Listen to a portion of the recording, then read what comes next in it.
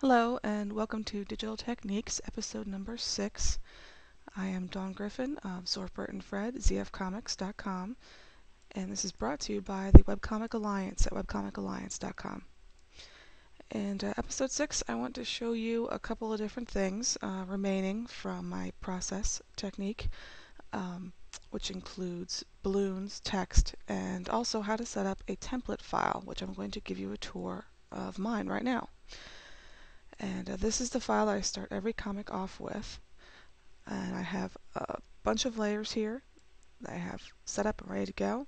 I have a swatch palette that I have set up, a brush palette that I have set up. All of these I have saved. You can just go into Save Swatch Library and give it a name that you'll remember. And when you save your template file, it will remain in there, so you always have the same colors, the same brushes, everything will look familiar. This comes in very handy. And I'll give you a tour right now of my layers.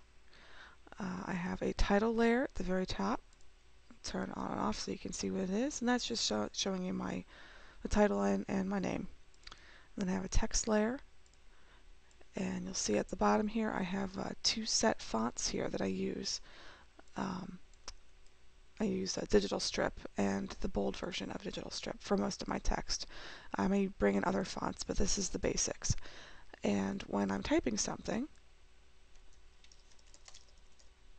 it always comes up with the default font, and I can use the eyedropper and select the font that I want, and that way it'll always be the same size and have the same treatment. Also something very handy. So that's my text layer. I also have my text layer, my little signature, it's my initials there. And just so I remember to actually put my signature on each comic.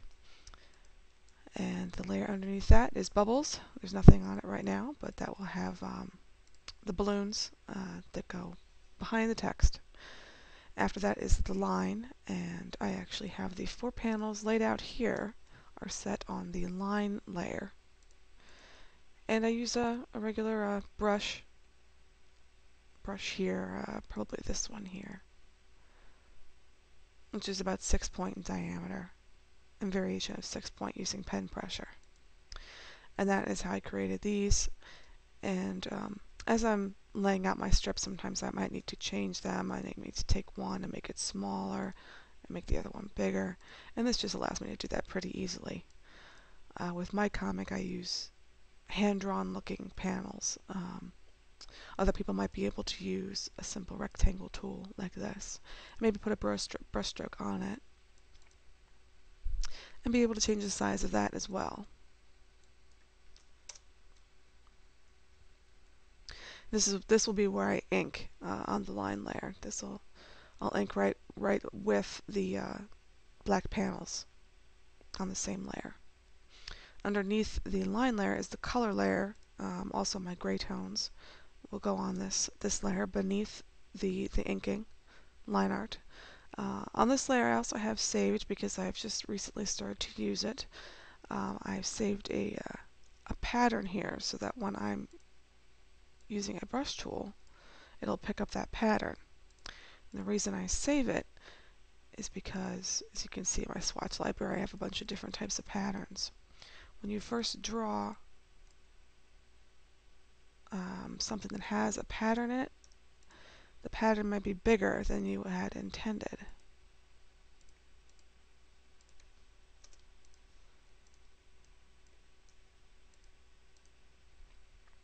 And if you want it to be smaller than that, you can go into Scale under Transform and make sure you check Only Patterns, uncheck this.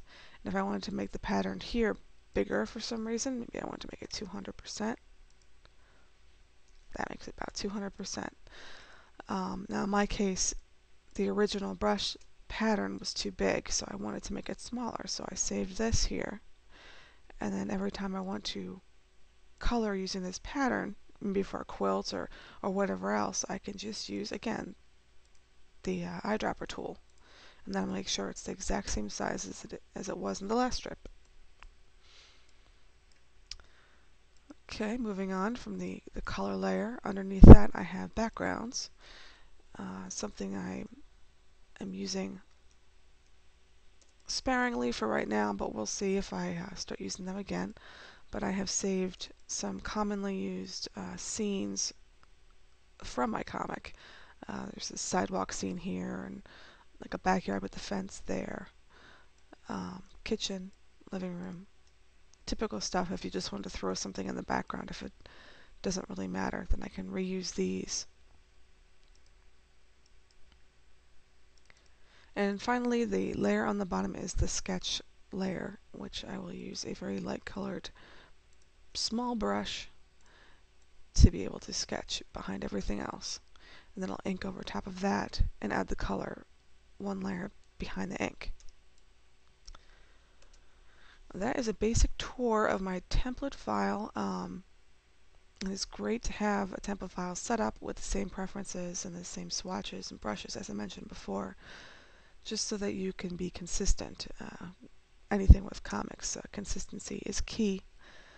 So save your template file, and when you save it, one little tip, I'm going to do a save as for you, just to my desktop. I do save in regular Illustrator. You can save as an EPS as well, or a PDF. If you plan to make a book out of your comics, InDesign, which is commonly used, will see AI files and EPS files, PDF files. But one thing with AI files, if you save, make sure this is checked. If this is not checked when you save it, it will not display properly in InDesign. So one thing I had to do with my first book was go through and check all of these on every single one of my comics. It will expand your file size, but it's worthwhile to be able to drop the same file that you created right into InDesign, so you don't have to save separate files of everything. Alright, there we go. And with that knowledge in mind, I'll take you over to a comic that's ready to be lettered and ballooned, as we'll say. And this is the same comic you saw before with the other demonstrations for inking and line art and coloring. Now, just so you know, when I write these, I mostly write them in my head. I know that goes against the rules, but it's how I work. And I have a good way of planning as far as space that I'll need in each panel, just by what I know they're going to say and how much space it'll take up. So you may need to sketch that out and include that in with your line art if you're not quite sure about that. But that said, we'll move on. I usually do the text layer first, so here's all of that laid in. The text, I'll lay out the text to fit in the space that I want. This right here, this Zap balloon, I have used many times. I've saved it in a separate file that has a bunch of typical graphics I'll use over and over again. And as you can see, I have laid out all the text. Some is white text, most is black, and I tend to stick to, as I said, I use these at the bottom to determine the size and the treatment of each typeface to make sure it's consistent throughout. And in some cases, if I think the black will not stand out enough on a background color, I will add a separate layer of text underneath that has a white bump behind it. And I'll show you the balloons. Sometimes I just use a tail by itself, as in here, drawn with the pen tool, and then I apply a brush stroke, as you can see up here.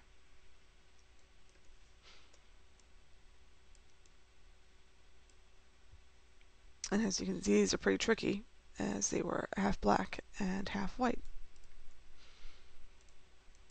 which are basically two separate shapes using two different color strokes. And as for drawing the balloons, I use the rounded rectangle tool here. Usually have it set to 0.5 inches. That will give you the amount of a rounded corner that you have. If you use something with something less, like 0.1, you'll see the difference there. Very slightly rounded. And I use much more rounded.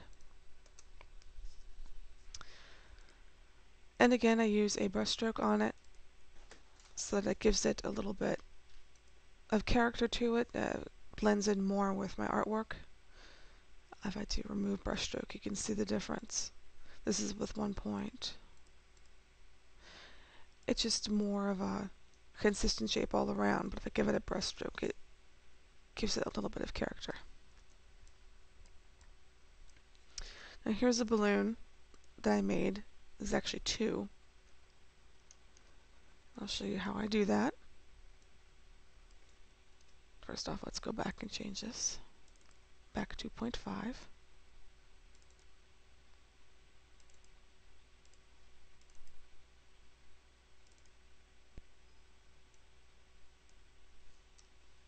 There you go, finally. Alright, if you want to do two that are combined together, you can have them sitting over top of each other there. I go into the Pathfinder palette here, and the first is Add to Shape Area. As you can see, it collects the two of them, and then you add your brushstroke, and you have your two bubbles put together. And as for the tails that I add on here, I keep the regular fill, white fill with the black stroke, and I start the tail at the first joining section of the balloon, down to where the speaker is talking, back up again. I do not connect them, and then I apply the brushstroke. And I tend to leave a little bit of run over into the balloon. And as you're creating this on the layer underneath, the text will stand on top. And a good way that you won't have to mess with your text when you're moving balloons around is you can just lock that layer, and you have your balloon layer separately, so you can move around as you need to without hitting your text and moving your text by accident. Also another little handy tip.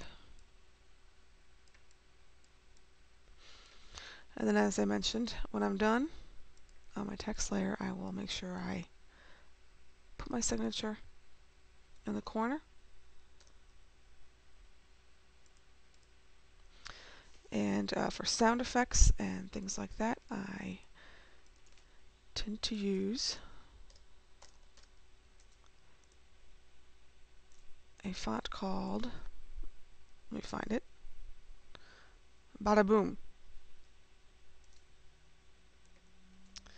These fonts can be found pretty easily online if you look for comic fonts. Blambot is a good site for finding free comic fonts.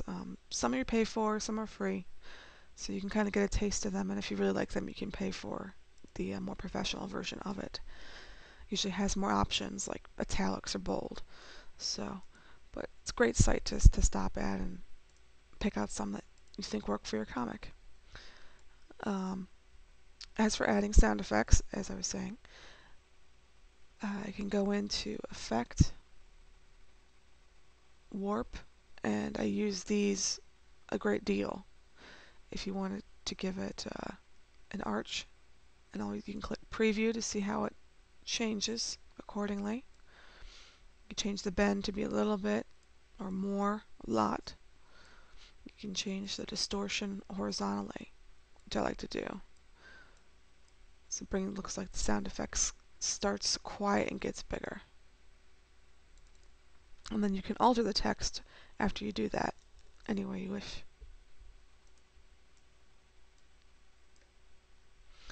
And I tend to use a lot of strokes and different layers on top of layers of text to give it even more dimension. For instance, I'll put a stroke on this guy, black stroke, 15 points. Copy and paste it on top of it, so we have another one right here. Bump that one up. Give this one a 10-point stroke.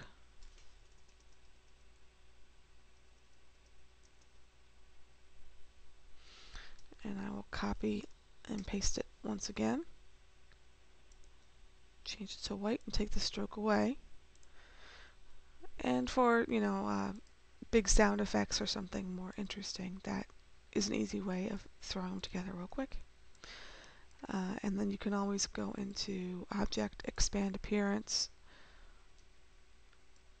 to set it to outline.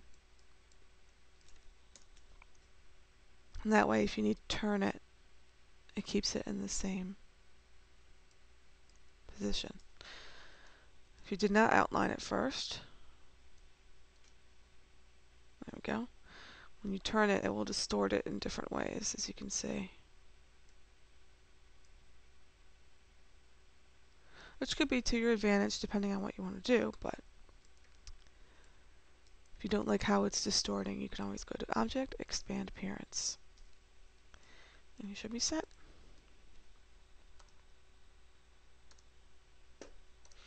I think I covered everything. As always, if you have any questions or any comments or suggestions to perfect a technique like this, feel free to leave it in the comments. And thanks for joining me again on this episode of Digital Techniques, and hope to see you by the Webcomic Alliance.